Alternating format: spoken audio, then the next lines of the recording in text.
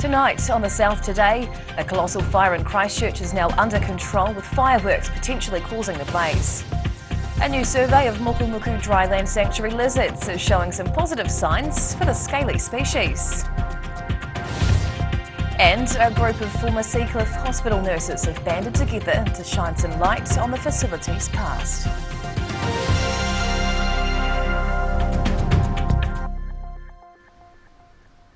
Kia ora, good evening, I'm Hannah Wilkins. A massive vegetation fire in North Canterbury that reached 5 kilometres long at its peak is finally under control. 6-metre high flames tore through trees and scrub in the coastal town of Pegasus last night, threatening property. Police confirming the large blaze was sparked by fireworks being let off near the beach and have spoken with 2 youths. A spectacular fire racing through 200 hectares of coastal land last night at Pegasus Beach in North Canterbury. The blaze continued to burn into this morning when fire crews resumed their efforts.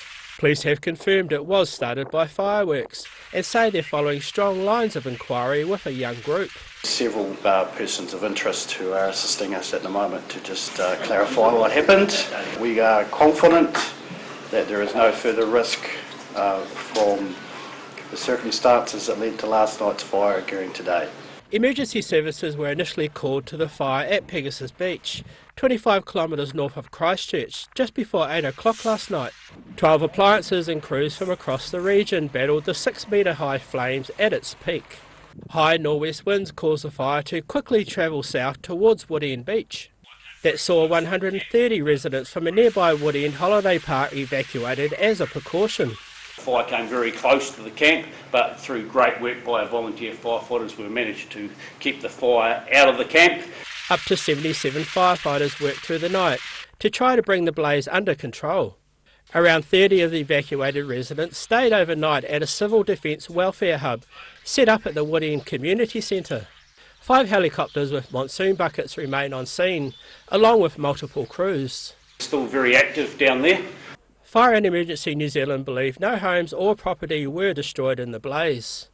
Residents were allowed to return to their homes or holiday park late this afternoon, but warned to be prepared to evacuate again if conditions change. In North Canterbury, the South Today. The Otago Regional Council's bigger workload has been matched with increased staffing. The ORC has almost doubled its workers from around 200 staff to more than 300. The organisation says it's increased the workforce due to the many challenges they've faced which need fixing.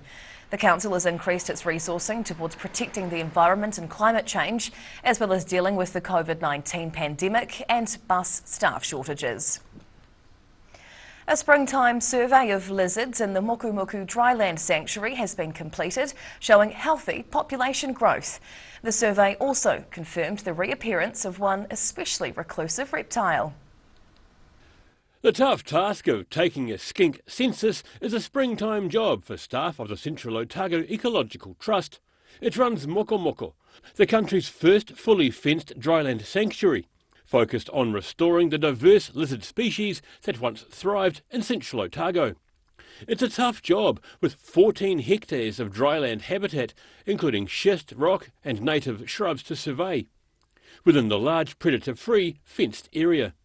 We just creep up really on the good-looking habitat, the rock ledges next to bits of vegetation or rock cracks where the lizards might be living, and yeah, we just move as smoothly as we can until we spot a lizard. We have to get within about 3 or so metres to get a really close-up photograph of the side of their sort of neck is where we really want to get an identification photo taken between their ear and their front shoulder. She says there's many types of common and not so common species lurking in their protected habitat. The mammal-proof fence was completed in 2018, a year before the first lizard was reintroduced. A recent count found there were about 25 grand skinks and at least 25 Otago skinks living within the sanctuary. In Central Otago, the South Today.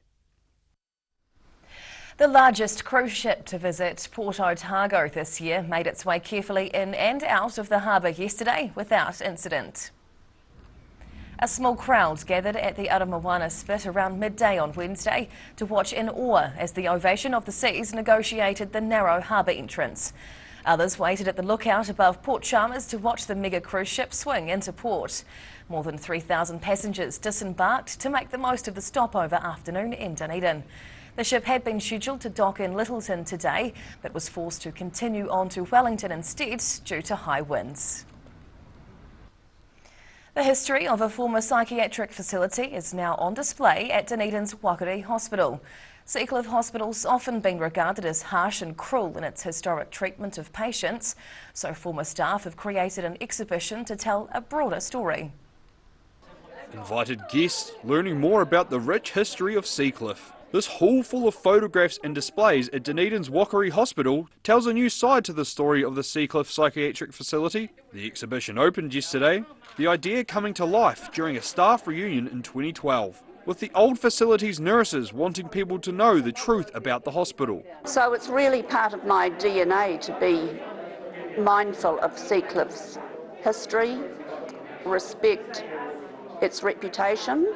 Former nurse Alison West insists the staff and patients were always well looked after at the hospital and enjoyed the camaraderie between former workers. It was the happiest time, a good part of my training. I loved it up there. The facility was opened in the late 19th century, eventually closing its doors in 1973. The hospital's history had its ups and downs, the saddest chapter being a fire that killed more than 30 women in the early 1940s. It was important to remember the history of Seacliff, and it's a really, really valuable, deep history. She believes this deeper snapshot into Seacliff Hospital is important, as it's part of the history story around the early stages of mental health services in New Zealand. In Dunedin, the South Today. FI Yakane, still to come on the South Today.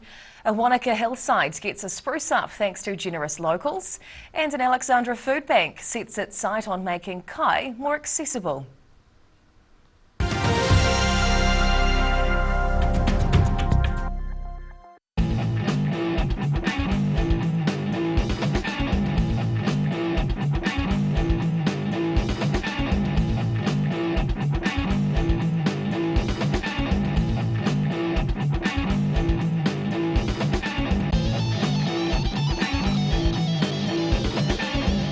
Hi, my name's Matt and I'm the Dines Group CEO. Dines is a company that's focused on selling logistics solutions to its customers. We're passionate about selling efficiency and we've been selling efficiency for over 50 years now.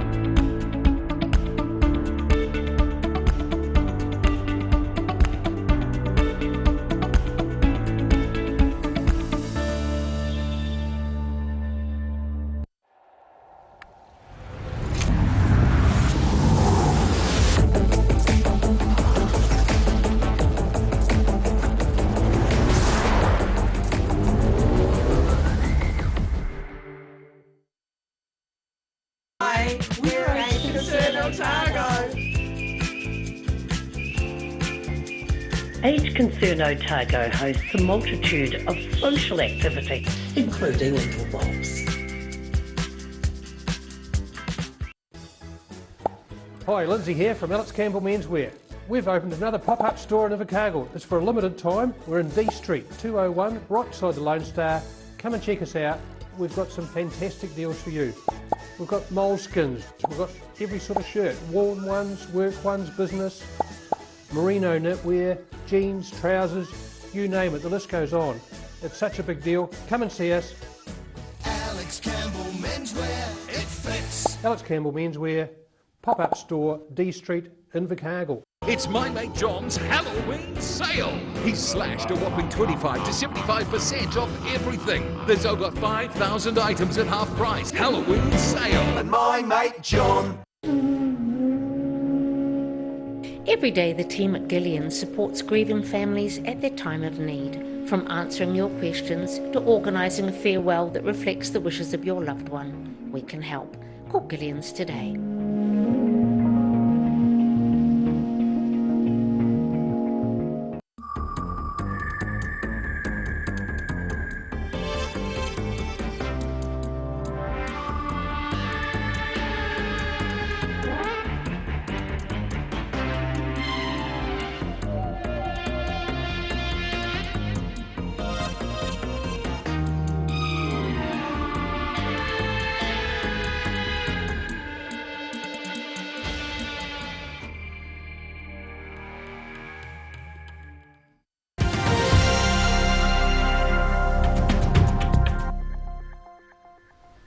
Tēnā koe, welcome back. A few of Wanaka's community groups have teamed up to help make their backyard flourish. Residents in the suburb of Kirimoku joined together recently to give their neighbouring hillside some TLC. Locals pulling out the weeds so these native plants can grow strong. Wanaka residents and community groups came together to help give the Kirimoku hillside some much needed love and attention. The native vegetation was planted 5 years ago with the goal of the working bee to keep the plants healthy. But some are doing better than others, so we've kind of got the community together, we've got different groups together, and we're giving the plants a bit of love. So we're doing a bit of weeding, taking off some of the guards, giving them a bit of space, giving them a chance to breathe, and hopefully get them flourishing for the next few years. Those groups included Bike Wanaka, Y Wanaka, Backyard Trappings and Southern Ventures, clearing areas to keep the bike trails in good condition, along with laying down some traps to reduce unwanted wildlife. So it's all about bringing back birds, it's all about bringing back lizards, skinks. What we don't want is just to create habitat for predators. The day was also a good learning opportunity for tamariki, with the flora now in a position to flourish. In Wanaka, the South Today. An Alexandra food bank is moving away from handing out food parcels to instead give people the pick of the pantry. The Pātaka Kai operates out of the town's Salvation Army Centre with the aim of helping those struggling to put food on the table. Showing what's available at this packed pantry. An assortment of tinned goods and other household items are available from Alexandra's Combined Churches Food Bank. And while the charity used to hand out curated food packages to the community, it's recently switched to Pātaka Kai, a social supermarket model. So they can come in, take what they need and voila. However, if they have anything in their cupboard that they're not using, they can bring that up and it's like exchanging as well. Community members hoping to grab goods off the shelf are assigned points depending on the size of their whānau, with each food item having a point value.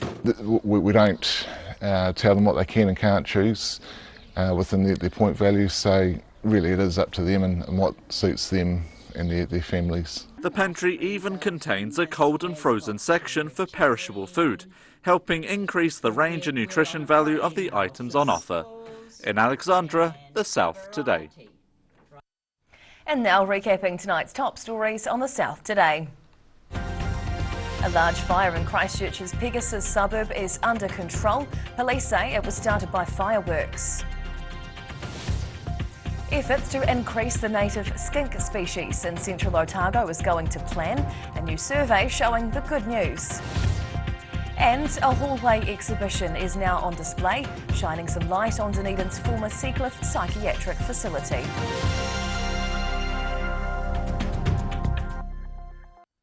And now a look at what's happening in tomorrow's ODT, and we welcome the Associate Editor, Jo Simpson. Hello, Jo. Hi. What can we expect in your paper tomorrow? Aurora Energy were close to prosecution again by the Commerce Commission over network failures. Okay. School bus drivers are up in arms after being left out of the pay boost proposal.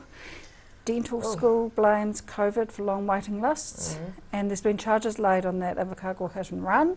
Yes. And the new Gore Mayor's first task was a wind farm. A wind farm? Oh, interesting. I will look forward to reading your paper tomorrow. Thanks, Jo. Thank you. And time now for a look at the weather. The South Today weather, proudly brought to you by MoleMap, the skin cancer detection specialists. Looking at the situation, a strong cool west to southwesterly airflow is on the way and should ease on Saturday, making way for a high pressure system and settled weather from Sunday.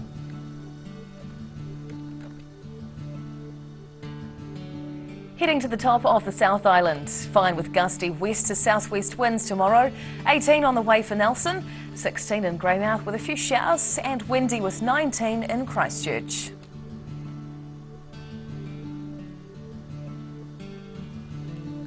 Travelling to South Canterbury and North Otago now. Westerlies pick up through here tomorrow, mostly fine though with 18 for Ashburton. Timaru gets up to 17 and cloudy with 16 in Oamaru.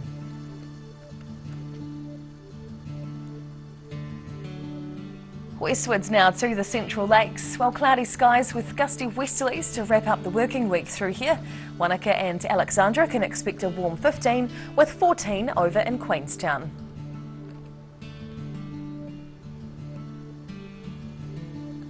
Heading further south, showers and southwesterly winds make their way through these parts tomorrow with Balclutha, Gore and the Catlins all expecting a high of 14 degrees.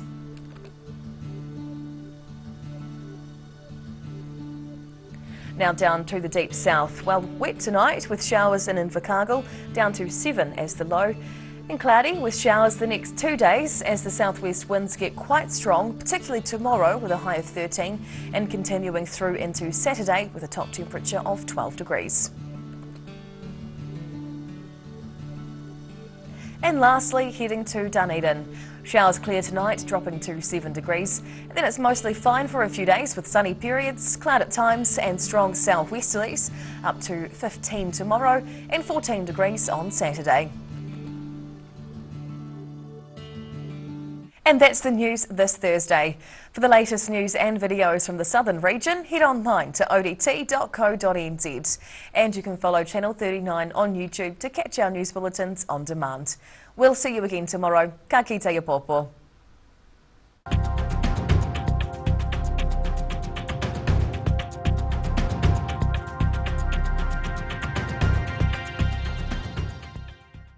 Public interest journalism funded through New Zealand On Air.